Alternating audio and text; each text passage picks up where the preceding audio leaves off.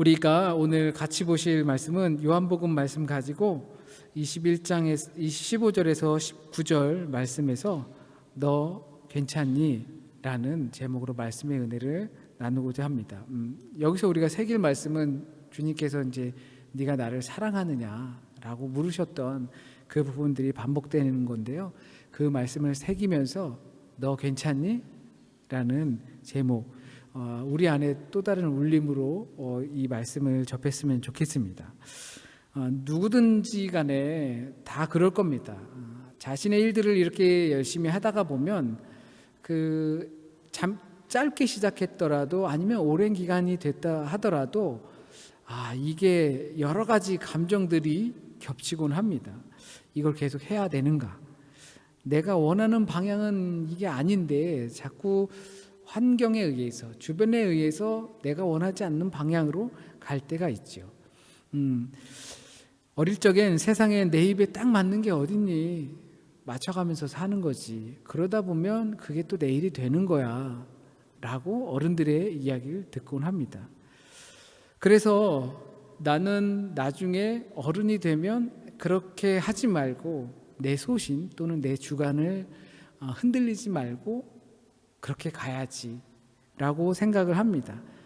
그리고 또 조금 더 자라고 나면 자신의 일들에 대해서 스스로 이제 책임을 질 수 있는 때쯤이 되다 보면 그렇게 뱉어놓은 말들이 있다 보니까 포기하면 안 돼. 그리고 여기서 주저앉으면 안 돼. 지치면 안 돼. 이런 것으로 책임을 지려고 힘을 다합니다. 그러다가 또 무언가를 깨닫고 나면 인생에 있어서 힘을 빼고 살아야 한다라는 것을 알게 됩니다.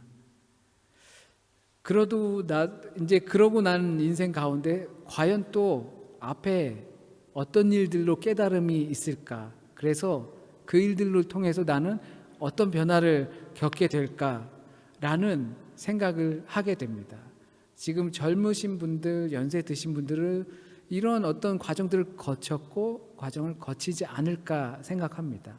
사람들은 사건을 만나고 자신들의 일에 열심히 하면서 그러던 와중 중에 실패도 있고 성공도 있고 잘 넘기기도 하면서 그것들을 통해서 힘이 들어가기도 하고 빠지기도 하고 또 외부의 영향을 도움을 받기도 하고 그런 식으로 성장하는 게 인간의 인생이 아닐까 생각합니다.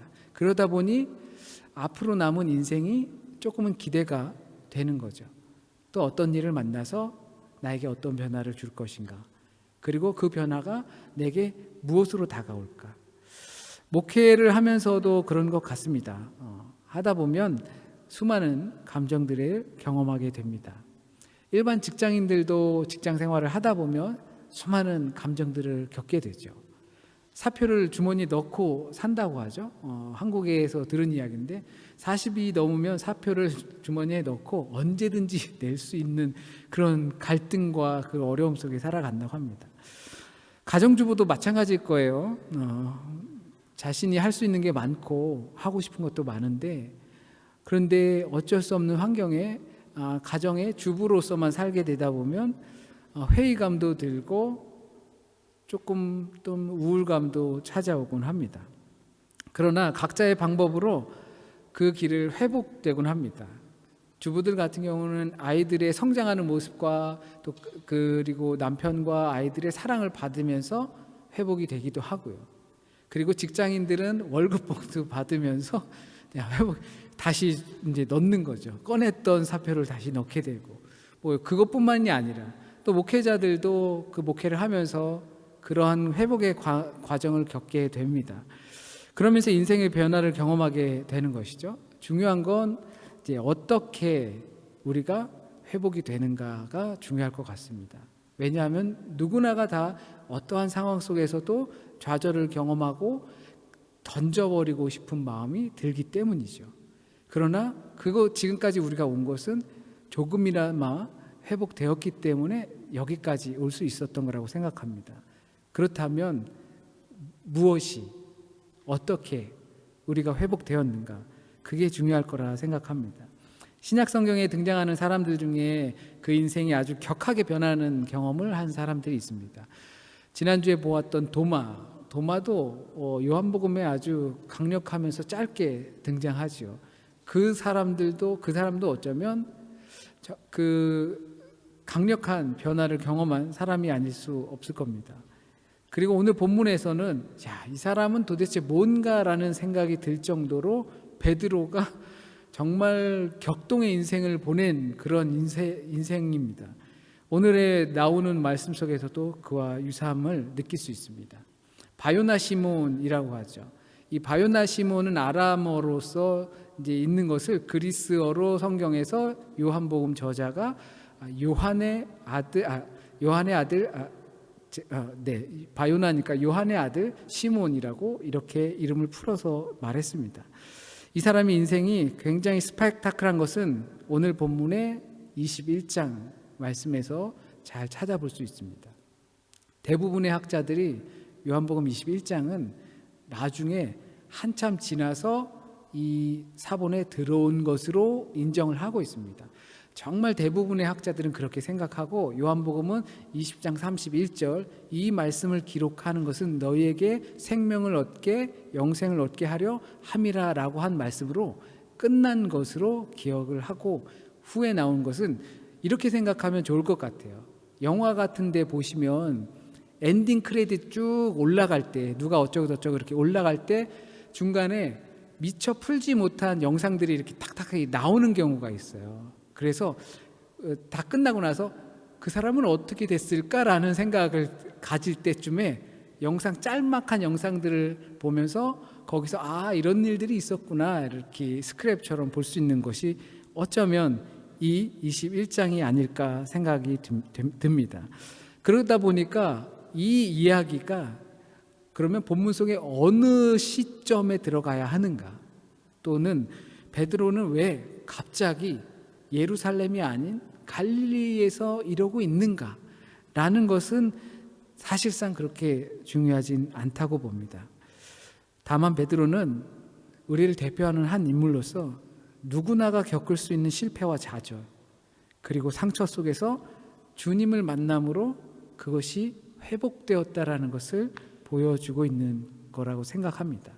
그렇게 회복됨으로 그의 인생이 허무하게 끝나지 않고 어떻게 끝나는지, 하나님께 어떻게 영광의 인생을 보내드렸는지를 우리는 대표적으로 볼 수가 있게 됩니다. 저는 요한복음을 떠올리면 항상 제 기억 속에 개인적으로 자리 잡는 부분들이 있습니다. 요한복음에서는 7번씩이나 주님께서 나는 뭐다라고 이렇게 표현을 하세요. 근데 나는 선한 목자다라고 말씀을 합니다. 한번 이렇게 감정이 차오르면 아무리 눌러도 언젠간 터지는 게 대부분 감정인데요. 이 요한복음을 이렇게 접할 때마다 저도 마음이 좀 쉽게 무너지곤 합니다. 나는 선한 목자다라고 말씀하시면서 이 아름다운 말 뒤에 선한 목자는 양을 위해 죽는다 라고 자신을 그렇게 고백하면서 제자들에게 알려주십니다. 복음을 필두로 살아가고자 다짐하는 모든 사람들에게 자신은 죽고 양을 살린다는 이런 막중한 감정을 갖게 하는 부분이기도 합니다. 내가 신자들을 위해서 꼭 죽는 것은 아니겠지만 목양의 대상들 또는 복음을 받아들일 사람들을 위한 분명한 헌신이 따른다라는 것을 이야기해 줍니다. 그리고 오늘 본문 속에서 서두에서 말씀드린 것처럼 선한 목자의 일을 감당하려다 보니까 수많은 감정들을 겪고 흔들리고 고민에 빠지게 되는데, 그런 날을 찾아오셔서 주님께서 오늘 본문처럼 물으시는 것 같은 느낌을 받습니다. 요한은 이런 그 사람의 약한 부분들을 잘 건드리는 것 같아요. 요한의 서신을 보통 사랑의 서신이라고 합니다. 요한 1, 2, 3서 이렇게 있잖아요. 그 서신 속에서 내가 먼저 사랑한 것이 아니라 아버지께서 먼저 우리를 사랑하셨다라고 말을 하면서 이 본문을 읽으면서도 눈시울을 한 번쯤은 붉히게 되는 경험을 하게 됩니다.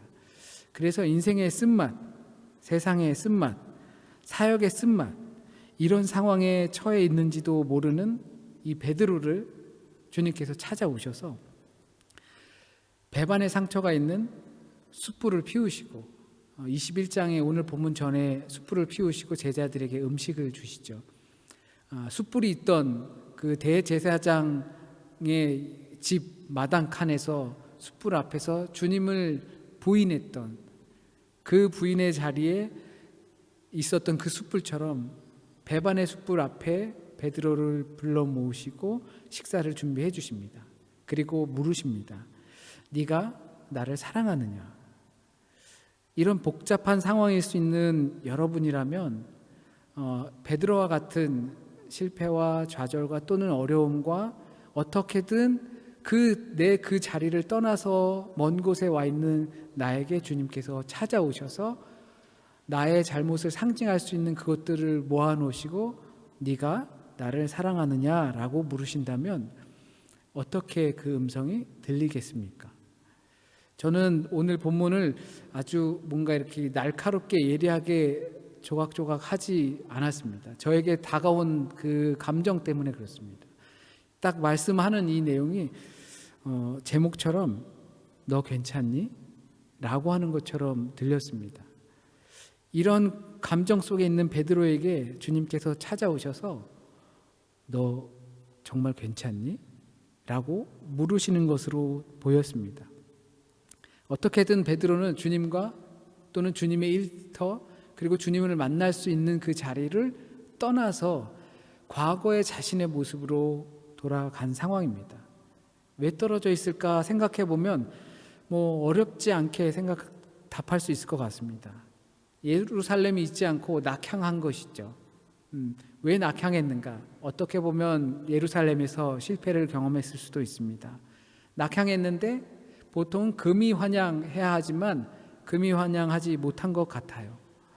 아니면 예수께서도 나사렛 고향에서 환영받지 못하셨던 것처럼 여러 모양으로 베드로도 노력은 했겠지만 자신의 길이 아닌 것 같은 심정에 낙심이 있는 상태일 수도 있을 겁니다. 바요나 시몬, 요한의 아들 시몬, 예수를 따라다니던 그 수제자 베드로, 시몬, 별것 없네.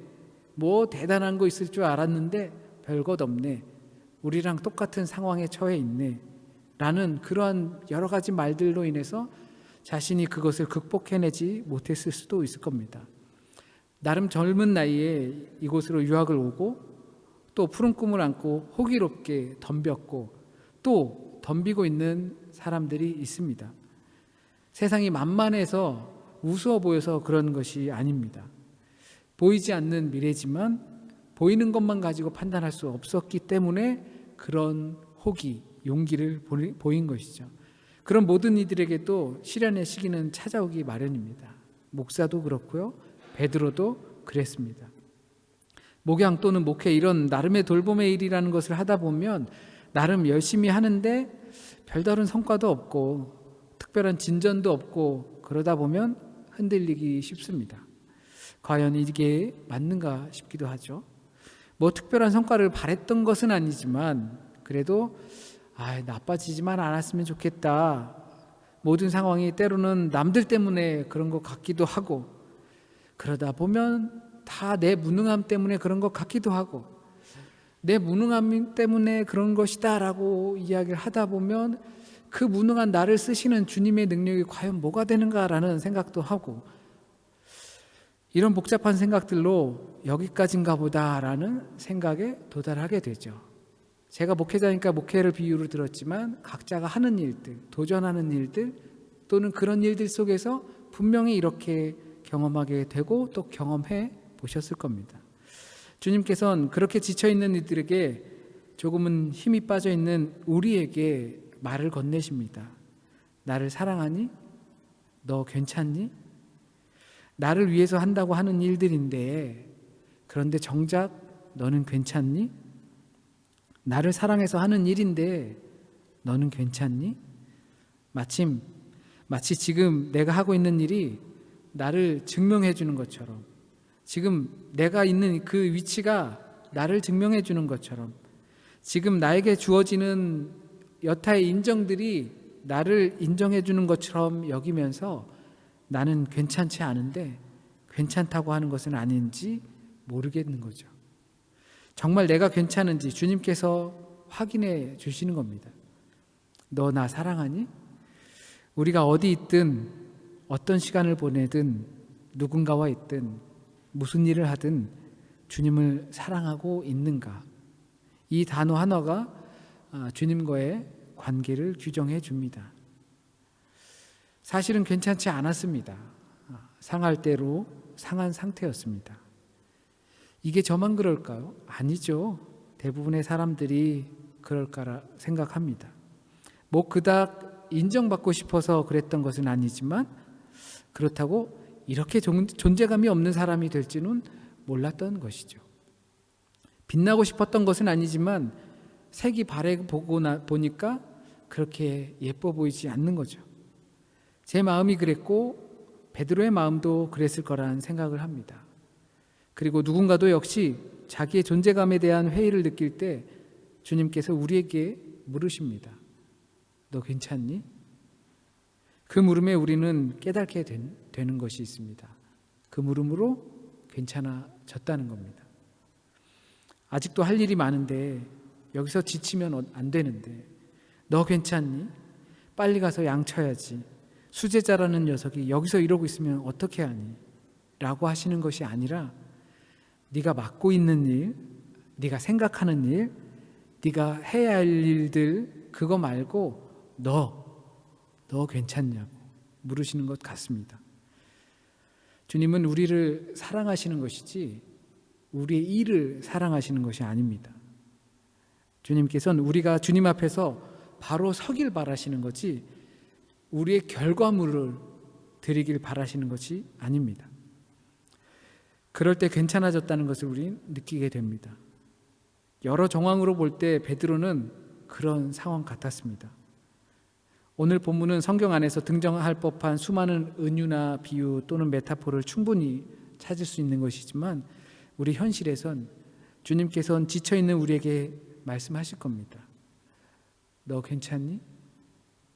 주님을 사랑한다고 하는 일들을 염려하는 것이 아니라 자신을 내어 사랑하신 우리 자신을 자기 자신처럼 여기는 염려입니다. 너 그거 계속 할 수 있겠니? 가 아니라 너 정말 괜찮니? 네가 나를 사랑하는데 그래서 그 일을 하고 있는데 그 일 말고 너에게 맡겨진 일 말고 너의 이름을 둘러싸고 있는 또 다른 부속어들 말고 너 괜찮냐고. 주님의 목소리가 나의 안부를 묻는 그 주님의 목소리가 가슴에 울려 퍼집니다. 그리고 자신을 사랑하시는 주님을 느끼고 그제서야 그 음성이 들리게 됩니다. 내 양을 먹이라.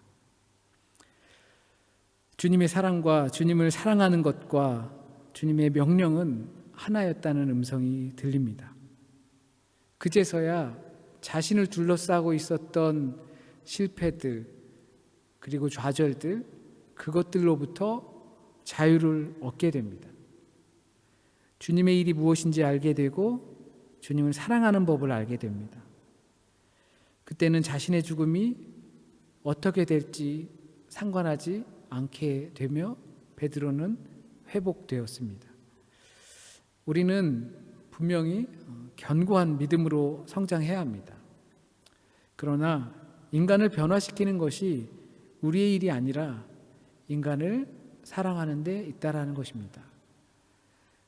우리에게 맡겨진 일들을 하다 보면 그 일이 나인 것처럼 그 위치가 나인 것처럼 등치시키려고 하는 경우가 많이 있습니다. 대부분 그 일들은 사랑받지 못했기 때문에 그렇습니다. 사랑받지 못하니까 인정받기 위해서 그 일, 내 위치, 내 목표, 높은 것들이 곧 나인 것처럼 여기게 된다고 합니다. 그러나 주님께서는 그 높이를 사랑하신 것이 아니라 그냥 자신의 십자가로 피의 값으로 주고 사신 우리 자신을 사랑하셨던 것입니다. 내게 주어진 일들도 사랑이 없으면 사랑을 위해서가 아니라면 우리를 충분히 병들게 할 수 있다는 것을 우리는 분명히 알아야 합니다. 과연 이렇게 사랑하는 것이 맞는가 생각이 들 때도 있을 것이고, 또한 원래 나의 모습과 맞지 않는다고 생각할 때도 분명히 있을 겁니다. 그러나 거기서 주님께서 물으십니다. 이것이 핵심입니다. 너 괜찮니? 그럴 때 분명 우린 많은 생각이 들 겁니다. 그리고 많은 것들이 그 물음과 그 안부로 인해서 정리될 것이라고 믿고 또한 희망합니다. 기도드리겠습니다. 우리를 사랑하시는 주님, 그 사랑 나의 일이 아니고 내게 맡겨진 사명이 아니고 핏값으로 사신 바로 나 자신이라는 것 우리가 마음으로 믿고 고백합니다. 주님, 그 사랑만 볼 수 있게 하여 주시고 내가 걸출한 일을 만들어내는 것이 아니라 그 사랑을 통하여서 사랑을 전해주는 단순한 사랑의 도구, 그거 하나도 감당하기 어렵다라는 것을 우리가 깨달아 알고 조금 더 사랑하며 살아갈 수 있길 진심으로 원합니다. 과연 이렇게 사랑하는 것이 맞는가? 이것은 사랑이 아닌 것 같은데, 수많은 감정들과 회의들이 들 때에도 주님께서 우리에게 물으시는 그 안부를 우리가 기억하고 그 울림을 잊지 않게 인도해 주세요. 내가 사랑하는 성호야, 내가 사랑하는 누구야, 너는 정말 괜찮니? 그러면 나는 괜찮아 라고 말씀하시는 그 주님의 안부를 우리 인생 가운데 되새길 수 있게 인도하여 주세요. 한 주간의 삶도 주님께 맡깁니다. 주님께서 나와 함께함으로 우리에게 맡겨진 삶을 충분히 감당할 수 있음을 믿고 또한 고백합니다. 우리의 자리에, 각자의 삶의 자리에서 주님의 이름으로 주님의 날들을 보낼 수 있도록 인도하여 주세요. 하나님을 경험하는 하루하루 될 수 있도록 지켜주시고 인도해 주세요. 모든 말씀 우리 주님 예수 그리스도의 이름으로 기도드립니다. 아멘.